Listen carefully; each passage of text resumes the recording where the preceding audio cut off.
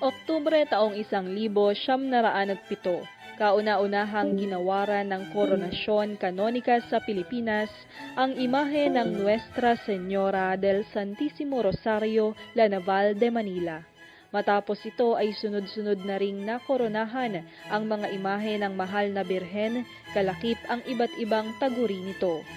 Subalit, ano nga ba ang canonical coronation at ano ang kahalagahan nito sa ating pananampalataya?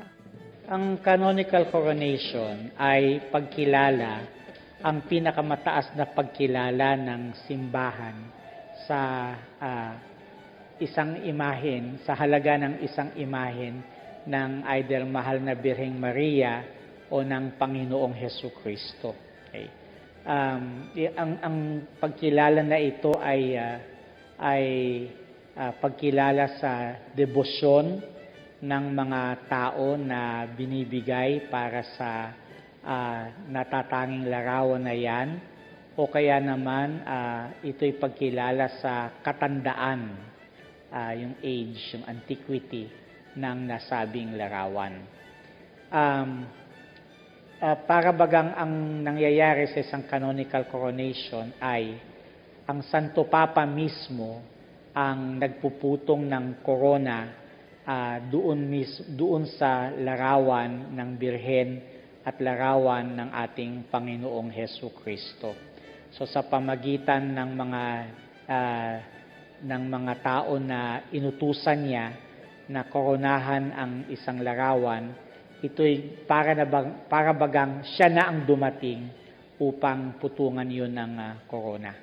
Ang pagkakaalam ko pa nga, may mga pagkakataon pa nga na maging si San Jose ay nakakatanggap ng mga canonical coronations.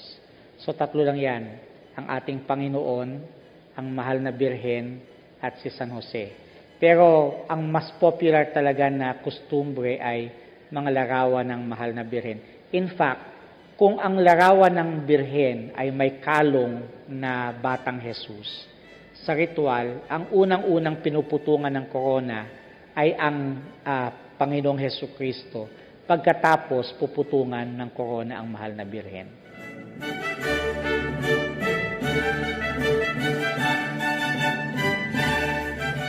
Anong relevance ng isang canonical coronation? Ito'y pagkilala talaga ng simbahan doon sa hindi matatanggihang debosyon na iniuukol ng taong bayan para sa isang larawan ng mahal na Birhen. Well, of course, theologically, yung pagkukorona sa larawan ng mahal na Birhen ay yung mismong parang pagsasabuhay natin noong nangyari sa mahal na Birhen nung siya'y iniakyat sa langit na yung ikalimang misteryo ng Rosaryo na kinoronahan si Maria bilang reyna ng langit at lupa. Ngayon, kung ang tatanungin mo yung difference ng pagsamba o kaya naman ng pamiminto sa malabi, yun ang malaking pagkakaiba. Ang pagsamba ay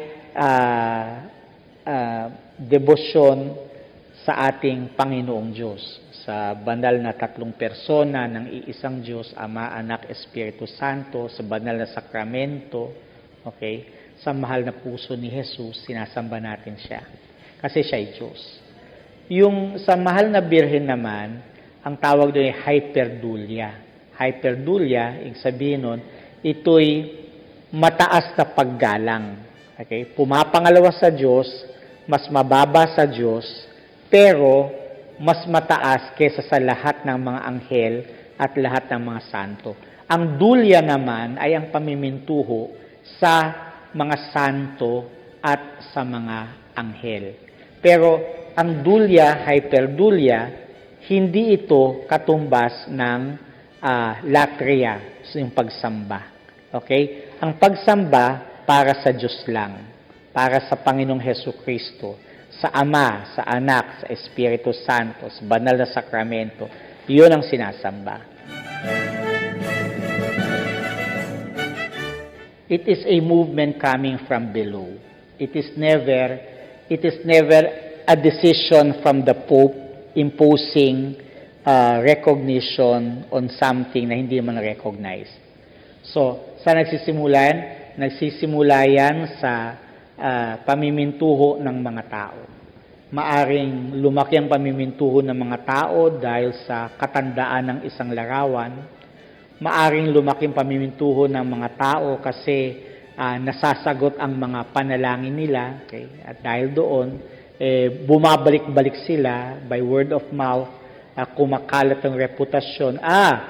Milagroso ang larawang iyon. No? Nagpapakita ang Diyos ng kakaibang intervention to those who venerate this certain image. Okay? So una muna, yun, kumakalat ang debosyon. Kapag kumalat ang debosyon, at nais mga teka, kailangan na talagang kilalanin ng simbahan. Doon ngayon sila magpe-petition sa obispo ng lugar. Kung maari ay i-endorse niya ang kahilingan ito. Ngayon, kasama sa endorsement, kailangan sa Roma mag-submit ang taong bayan, okay, through the proper offices, mag-submit sila ng mga patunay. Una, patunay tungkol sa antiquity ng larawan, or patunay tungkol sa mga debosyon ng mga tao, okay, or patunay na merong parang halaga ang isang larawan o isang imahen sa mata ng mga tao. Okay.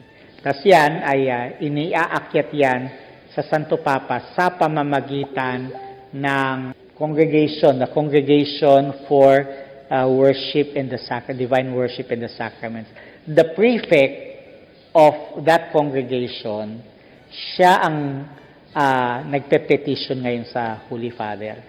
And the Holy Father, siya nagre-recommend sa Holy Father. And when the Holy Father accepts it, then he writes a decree. When he writes a decree, pinapadala dito, nasasabi, the Holy Father would like to crown so-and-so image in his name.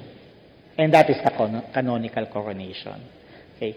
So, hindi pwedeng magkaroon ng canonical coronation na hindi, number one, nanggagaling sa popular decree.